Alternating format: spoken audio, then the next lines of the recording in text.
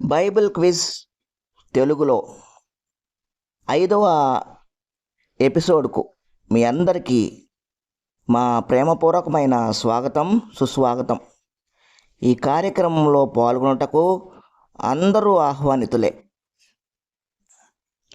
ఇది బహుమతి అందించే బైబిల్ క్విజ్.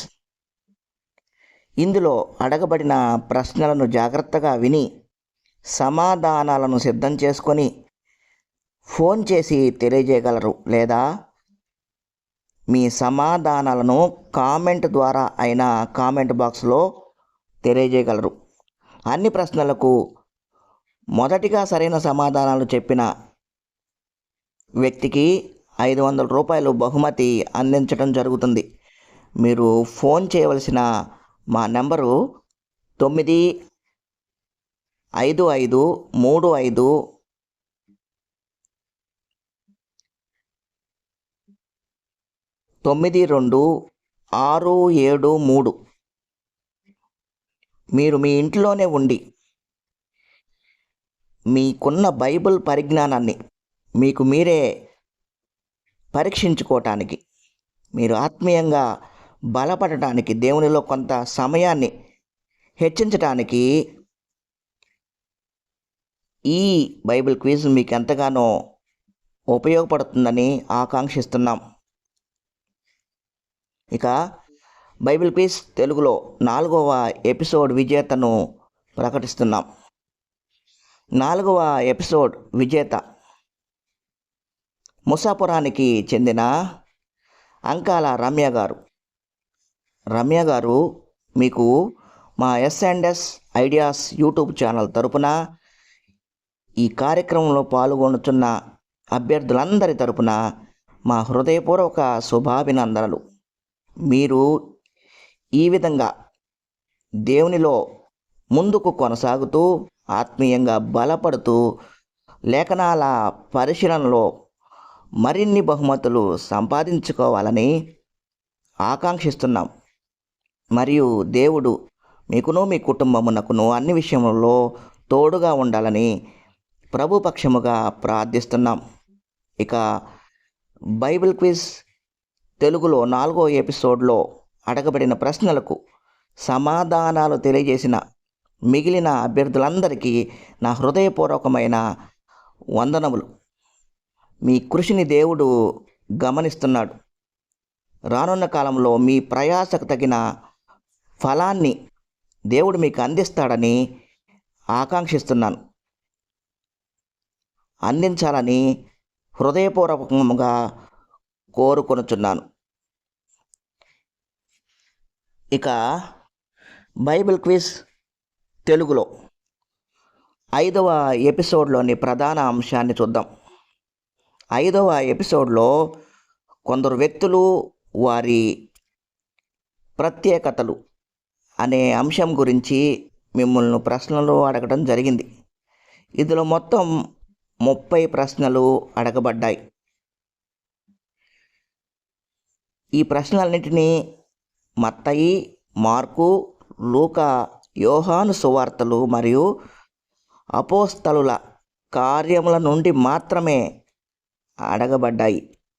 అభ్యర్థులు ఈ సంగతిని గ్రహించగలరు. ఇక ప్రశ్నల విభాగంలోనికి ప్రవేశిద్దాం. మొదటి ప్రశ్న: యేసును తోటవాడు అని అనుకున్నది ఎవరు?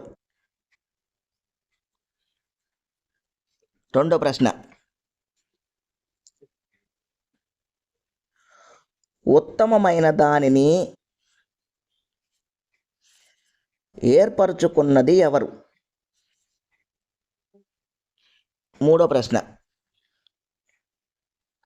దేవుడు సున్నతి విషయమైన నిబంధనను ఎవరికి అనుగ్రహించాడు? నాలుగో ప్రశ్న: యేసు వెంట శిలువ మోసినది ఎవరు? ఐదో ప్రశ్న: చిన్నదానికి పట్టిన సోదె చెప్పు దయ్యము పేరేమిటి? ఆరో ప్రశ్న. యేసు బాప్తిస్మము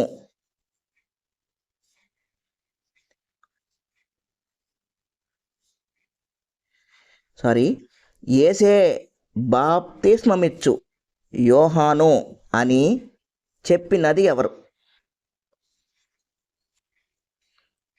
ఏడో ప్రశ్న. అజోతు నుండి కైసరయ వరకు గల పట్టణములలో సంచరించుచు సువార్తను ప్రకటించినది ఎవరు? ఎనిమిదో ప్రశ్న.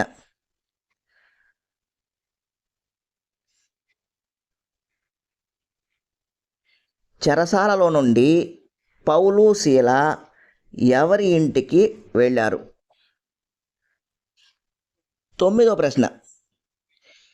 ఎమ్మాయు అను గ్రామమునకు వెళ్ళిన వారిలో ఒకని పేరేమిటి? పదో ప్రశ్న.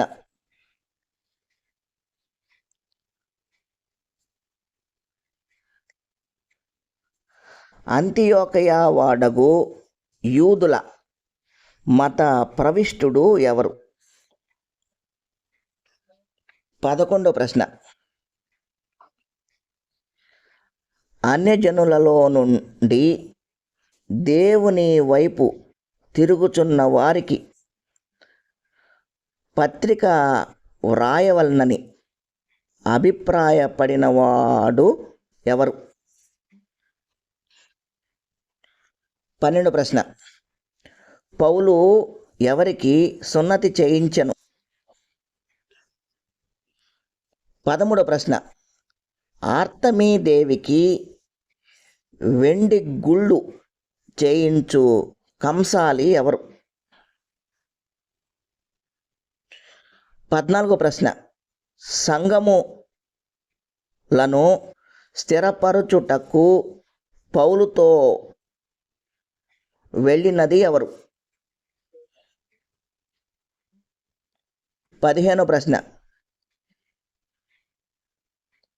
యేసు పాదములకు అత్తరు పూయబడినప్పుడు ఆయన ఎవరి ఇంటిలో ఉన్నాడు? 16వ ప్రశ్న. యేసు దేహము ఉంచబడిన సమాధి ఎవరిది? 17వ ప్రశ్న. పుట్టుకతోనే రోమియుడు ఎవరు?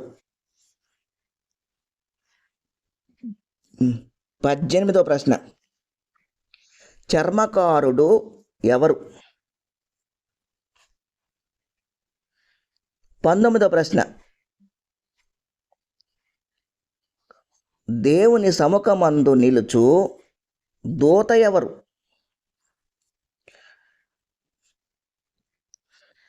20వ ప్రశ్న. త్రోయలో ఎవరు బ్రతికింపబడ్డారు?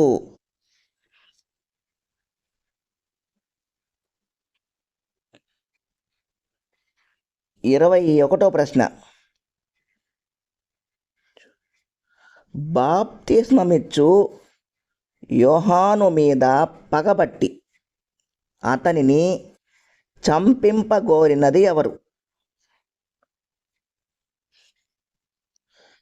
22వ ప్రశ్న.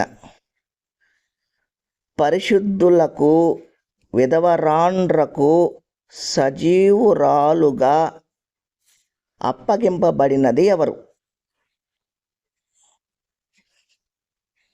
23వ ప్రశ్న. పౌలు కైసరయా నుండి రోమాకు వెళ్ళుచున్నప్పుడు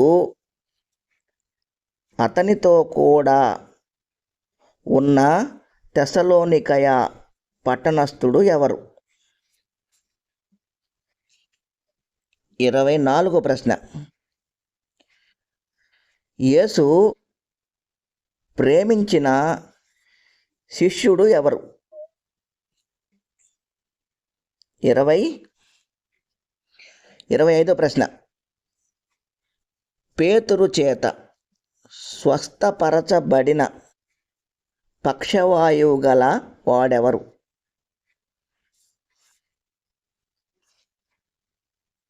26వ ప్రశ్న.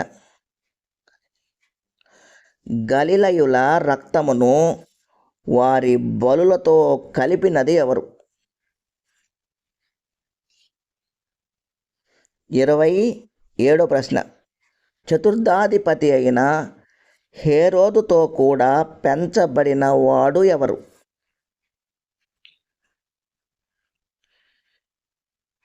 28వ ప్రశ్న.